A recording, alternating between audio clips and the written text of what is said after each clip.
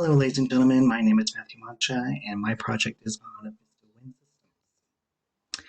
Here we see at Wind Vista Systems, we see that they have many large wind turbines across the United States. And in some places here in California, which I'm at, which is really good because wind energy is really good, clean, reduces emissions right away.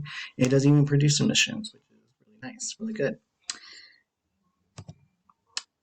What the Mojave Desert looks like on some of their projects. And yes, they're very big. They take a lot of land space, and it's amazing because they generate a lot of megawatts of power, which is good, clean energy, and so forth. That's amazing. So, as of 2020, done by the Energy Department, we see that Florida has 77% household full electric. Now, compare that to California, a blue state here. They barely have like 8% or barely any on this map, which is kind of concerning because Florida is run by DeSantis right now. Yeah, that's concerning.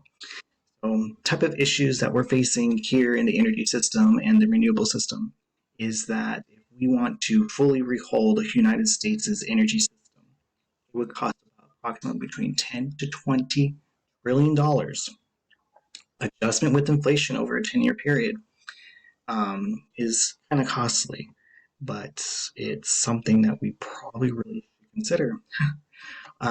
Is other issues, blue and red state politics. I mean, as of 2020, 77% of homes, which is 6.2 million homes in a red state of Florida, are all electric, compared to only 8%, which is 1.1 million of a blue state. California homes are all electric, which is kind of concerning because Republicans aren't really big on those things. Some of them aren't, but some are.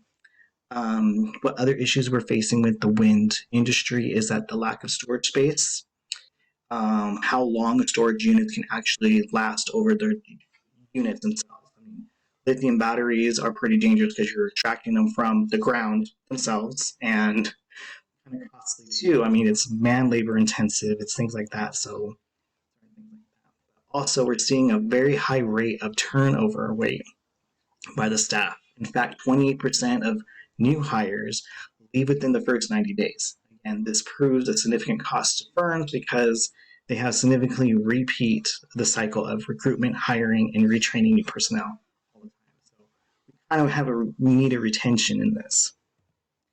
So my solution is going into nanotechnology, going everything smaller because it increases efficiency, reduces the greenhouse gases, consumption of non-renewables, and can stop effects before they even get a hand.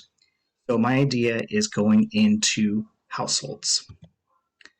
By combining these different devices into one unit with an electrophoresis, which requires water. So we need water in this device in order for it to work, in order to create green hydrogen. And green hydrogen is the best renewable energy we have, and it's quite abundant around us all the time. So we also need technicians to know how to do this on a month-to-month basis or every quarter to go out to make sure that things are taken care of. So some of the goals is to manufacture a nanosynthesis reactor with storage units for green hydrogen for self-storage using wind power, which your company, business, can still do. And hopefully we can install more than 67 million units in old or new homes, or 51% of homes across the US before 2030, and have a maintenance service that comes out every 3 months just in case of emergencies, because we're having like storms, we're having a lot of turbulence with the environment. So hopefully this will get your juices going, and I hope to hear your answer back on my proposal. Thank you.